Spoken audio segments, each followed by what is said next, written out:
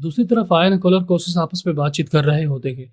Ion Akola जो कि अपने किले को लेकर बहुत ज़्यादा परेशान होता है और वो कोशिश से कहता है, उस्मान ने वज़ीर आलम शाह और गयातू को ठिकाने लगा दिया है, इसके बाद हम दोनों की बारी है।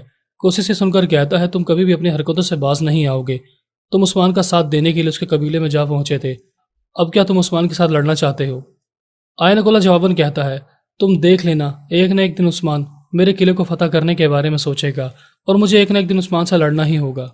और फिर आयन अकोला हाथ के इशारे से कोशिश को समझाते हुए कहता है कि हमें मतवाजन रहकर चलना होगा, यानी कि उस्मान की ताकत जैसे जैसे नीचे की तरफ जाएगी तो हमारी ताकत बढ़ना शुरू हो जाएगी और हम दोनों ही अपने किले को महफूज बनाने में कामयाब हो जाएंगे। कोशिश भी आयन अकोला की बातों का मजाक उड़ाते हुए कहता है, जिस तरह तुमने मेरा किला मुझसे छीनने की कोशिश की और वज़ीर आलम शाह का साथ देकर उसकी ताकत बढ़ाने की कोशिश की। दूसरी तरफ काय कबीले के तमाम खास लोग मैरी की लाश के पास बैठे होते हैं और तुर्गुत भी अपनी बीवी की लाश की तरफ देखकर रो रहे होते हैं और वो मैरी की खात्मा से पूछते हैं कि मैरी ने आखिरी बार क्या खाया था। मैरी की खात्मा रोते हुए वो जहरीला खाना तमाम लोगों के सामने पेश करते हुए कहती है, इसे आयशा खातून ने बनाया था और यही वो खाना है जो मैरी ने मरने से पहले खाया था। अब ये बातचीत जारी होती है। इसी दौरान कुमराल अब्दाल भी उस खेमे में दाखिल हो जाते हैं और फिर सलचान खातून कुमराल अब्दाल की तरफ देखते हुए कहती हैं, आप इस बात की तस्दीक करेंगे कि क्या ये खाना वाकई ही जहरीला है या नहीं। कुमराल अब्दाल उस खाने का मुआयना करने के बाद कहते हैं, इस खाने में जहर शामिल था। और फिर बाला खातून भी रोते हुए कहती हैं, इस खाने की प्लेट को फौरी तौर पर उस्मान साहब के पास भिजवा दिया जाएगा, क्योंकि आखिरी फैसला उस्मान साहब का होगा।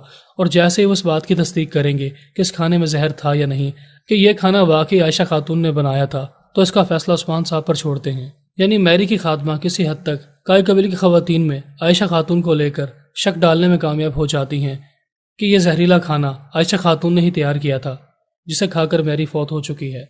तो दूसरी तरफ जैसे ही कोशिश को इस बात का एहसास होता है कि आयन अकोला मुझे फिर से उस्मान के खिलाफ करने की कोशिश कर रहा है, तो वो आयन अकोला को समझाते हुए कहता है, तुम्हें भी उस्मान का साथ देना चाहिए, इस तरह तुम्हारा किला महफूज रहेगा।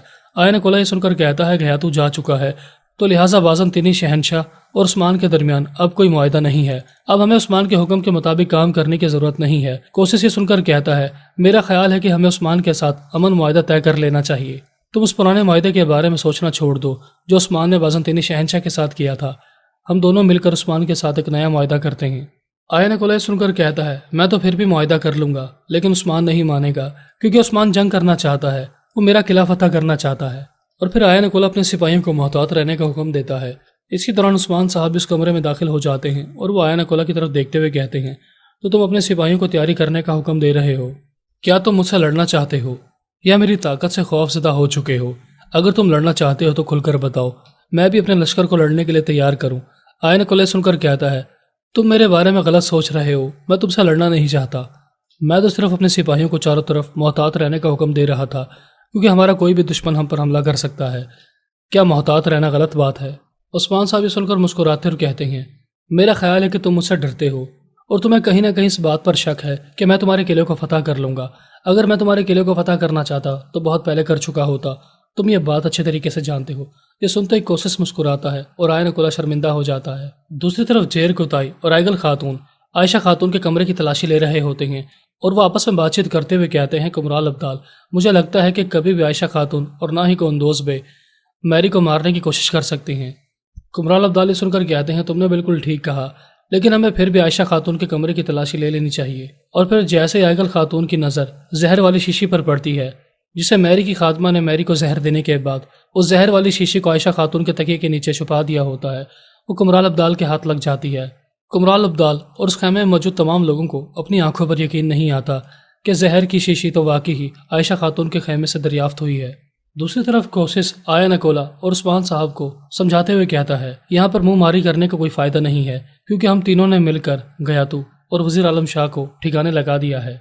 लिहाजा उन दोनों के जाने के बाद हमारी सरजमीनों पर अमन कायम हो जाएगा। यही उस्मान साहब और हमारा बाहमी मकसद है। आयन अकोला सुनकर कहता है, क्यों नहीं? और फिर वो अपने सिपाहियों से कहता है, उस्मान साहब के लिए बेहतरीन खाने का इंतजाम किया जाए। उस्मान साहब ये सुनकर कहते हैं, मैं यहाँ पर खाना खाने के लिए नहीं आया था। कोशिश ये सुनकर कहता है, अगर आप कबीले वापस जा रहे हैं तो मैं भी आपके साथ वापस जाऊंगा। दूसरी तरफ जैसे ही कुमराल अब्दाल वो जहर वाली शीशी लेकर तुर्गुत पे के पास आते हैं और उन्हें बताते हैं कि जहर वाली शीशी आयशा खातून के खेमे से निकली है, तो बारकिन जो कि पहले ही से तुर्गुत बे को गुंदोज बे के खिलाफ वर्गलाने की कोशिश कर रहा होता है और कहता है, अब तो तुम्हें यकीन आ गया, اس نے پہلے بھی تمہاری بیوی کو مارنے کی کوشش کی اور دوسری بار اس نے تمہارے بچے اور بیوی کو مار ہی ڈالا۔ یہ سنتے ہی ترگت بے اپنے آپے سے باہر ہو جاتے ہیں اور وہ اپنے ہاتھ میں موجود خنجر کو لہراتے ہوئے گندوز بے پر حملہ کرنے کے لیے آگے بڑھ جاتے ہیں۔ کائی قبیلے کے سپاہی انہیں روکنے کی کوشش کر رہے ہوتے ہیں۔ اسی دوران عثمان صاحب اور کوسس اپنے ساتھیوں کے ساتھ کائی قبیلے میں داخل ہو جاتے ہیں۔ جیسے ہی کائی قبیلے کے سپاہی ترگت بے کو روکنے کی کوشش کر رہے ہوتے ہیں، لیکن ترگت بے جو کہ غصے میں مکمل طور پر پاگل ہو چکے ہوتے ہیں، وہ اپنے ہاتھ میں خنجر تھامے گندوز بے پر قاتلانہ حملہ کر دیتے ہیں اور ان کو زخمی کرنے میں کامیاب ہو جاتے ہیں۔ اور پھر جیسے ہی عثمان صاحب یہ منظر دیکھتے ہیں تو وہ جلدی سے اپنے گھوڑے سے نیچے اترتے ہیں اور وہ بھاگتے ہوئے ترگت بے کے پاس آتے ہیں اور ان کو قابو کرتے ہوئے کہتے ہیں، یہ سب کچھ کیا تماشا ہو رہا ہے؟ ترگت بے چلا چلا کر کہتے ہیں، جسے تم اپنا بھائی بولتے ہو یعنی کہ گندوز بے، اس نے میری بیوی اور بچے کو مار ڈالا۔ یہ سنتے ہی کوسس بھی حیران اور پریشان رہ کر ترگت بے کی طرف دیکھتا ہے اور وہ کہتا ہے، میری بہن میری کہاں ہے؟ اور کوسس میری کا نام پکارتا ہوا اس خیمے کی طرف بھاگنا شروع ہو جاتا ہے جہاں پر میری کی لاش ہوتی ہے۔ عثمان صاحب کو اپنی آنکھوں پر یقین نہیں آ رہا ہوتا کہ ان کی غیر موجودگی میں سارا کیا تماشا ہو گیا۔ اور پھر عثمان صاحب گندوز بے سے پوچھتے ہیں، کیا ترگت نے جو کہا وہ سچ ہے؟ کیا تم نے اس کی بیوی اور بچے کو مار ڈالا؟ گندوز بے سن کر کہتے ہیں، یہ جھوٹ ہے، میں نے ایسا گھٹیا کام نہیں کیا۔ لیکن ترگت بے چلا چلا کر کہتے ہیں، تمہارا بھائی جھوٹ بول رہا ہے، اسی نے میری بیوی اور بچے کو مارا ہے کیونکہ عائشہ خاتون کے خیمے سے زہر والی بوتل ملی ہے۔ یہ سنتے عثمان صاحب پریشان ہو جاتے ہیں اور وہ ترگت بے کو غصے کو ٹھنڈا کرنے کے لیے اپنے سپاہیوں کو حکم دیتے ہیں کہ گندوز بے کو زندان والے خیمے میں ڈال دیا جائے۔ یہ سنتے ہی گندوز بے سمجھ جاتے ہیں کہ عثمان صاحب اس موقع کی صورتحال کو اپنے قابو میں لانے کے لیے یہ فیصلہ سنا رہے ہیں۔ دوسری طرف جیسے ہی کوسس اس خیمے میں پہنچتا ہے جہاں پر میری کی خاتمہ رونے پیٹنے کا ناٹک کر رہی ہوتی ہے تو میری کی خاتمہ سے کہتا ہے، تم اس خیمے سے باہر چلی جاؤ۔ بالآخر کوسس اپنی بہن کی لاش کے پاس بیٹھ کر زور زور سے رونا شروع ہو جاتا ہے اور کہتا ہے، میں تم سے وعدہ کرتا ہوں کہ میں تمہیں زندگی میں کبھی بھی اکیلا چھوڑ کر نہیں جاؤں گا، میں تمہیں چھوڑ کر گیا، یہی میری غلطی تھی۔ اسی دوران ترگت بے بھی اس خیمے میں داخل ہو جاتے ہیں اور پھر وہ جیسے ہی میری کو ہاتھ لگانے کی کوشش کرتے ہیں تو کوسس ترگت بے پر غصہ کرتے ہوئے کہتا ہے، میں اپنی بہن کی حفاظت کی ذمہ داری تمہیں سونپ کر گیا تھا لیکن تم اس میں ناکام رہے، اب تم میری کی لاش کو ہاتھ بھی نہیں لگاؤ گے۔ یہ سنتے ہی ترگت بے زور زور سے رونا شروع ہو جاتے ہیں۔ دوسری طرف کائی قبیلے کی خواتین بہت زیادہ پریشان ہوتی ہیں اور سلچال خاتون آئگل خاتون سے پوچھ رہی ہوتی ہیں کہ کیا کسی نے عائشہ خاتون کے خیمے کے باہر یا پھر میری خاتون کے خیمے کے باہر کسی اور خاتون کو دیکھا تھا؟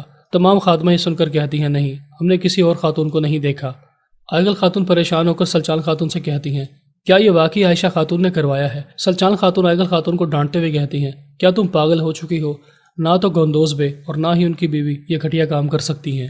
ابھی بات چیت جاری ہوتی ہے، اسی دوران عثمان صاحب بھی اس خیمے میں داخل ہو جاتے ہیں اور وہ سلچال خاتون سے کہتے ہیں، آپ فوری طور پر گندوز بے سے ملاقات کرو اور سچائی جاننے کی کوشش کرو۔ یہ سنتے سلچال خاتون زندان والے خیمے میں پہنچ جاتی ہیں جہاں پر عائشہ خاتون گندوز بے کے زخموں کو صاف کر رہی ہوتی ہیں اور وہ دونوں آپس میں بات چیت کر رہے ہوتے ہیں۔ جس کسی نے بھی یہ گھٹیا کام کیا ہے وہ ایک شیطان ہے، وہ صرف ہمیں پھنسانا نہیں چاہتے بلکہ کائی قبیلے میں اختلافات پیدا کر کے ہمارے قبیلے کو کمزور کرنا چاہتے ہیں۔ اسی دوران سلچان خاتون بھی زندان والے خیمے میں داخل ہو جاتی ہیں اور وہ گندوز بے سے پوچھتی ہیں، کیا تم نے یہ گھٹیا حرکت کی ہے؟ گندوز بے روتے ہوئے کہتے ہیں، میں ایسا گھٹیا کام کبھی بھی نہیں کر سکتا، میں جانتا ہوں کہ میں نے کائی قبیلے کی خواتین کو جلا وطن کروا دیا تھا اور اپنی بے وقوفی کی وجہ سے میں نے میری کو آئین کولا کے حوالے کر دیا تھا، لیکن میں کسی حاملہ خاتون کو شہید نہیں کروا سکتا، لہٰذا آپ کو میرا یقین کرنا ہوگا، میں نے یہ گھٹیا حرکت نہیں کی ہے۔ یہ سنتے سلچان خاتون پریشان ہو جاتی اور کہتی ہیں، تمام ثبوت تمہاری طرف اشارہ کرتے ہیں، اب بتاؤ مجھے کیا کرنا چاہیے۔ بالآخر سلچان خاتون پریشان ہو کر عثمان صاحب کے پاس جاتی ہیں۔ عثمان صاحب جو کہ پہلے ہی سے سوچ رہے ہوتے ہیں کہ نہ تو میرا بھائی ایسی گھٹیا حرکت کر سکتا ہے اور نہ ہی عائشہ خاتون، اور پھر سلچان خاتون عثمان صاحب کو بتاتی ہیں کہ ثبوت تو گندوز بے کی طرف اشارہ کرتے ہیں لیکن ہمارا دل یہی کہتا ہے کہ گندوز یہ گھٹیا حرکت نہیں کر سکتا۔ عثمان صاحب یہ سن کر کہتے ہیں، میرا بھی یہی خیال ہے، ہمارے دشمن یہی چاہتے ہیں کہ ہم دونوں بھائیوں کے درمیان اختلافات پیدا ہو جائے، وہ ہمارے قبیلے کو کمزور کرنا چاہتے ہیں، جبکہ میں پہلے ہی اناگول قلعے کو فتح کرنے کے لیے پہلا قدم اٹھا چکا ہوں، یعنی میرے دشمن میری فتوحات میں کمی لانا چاہتے ہیں، لیکن میں ہار نہیں مانوں گا۔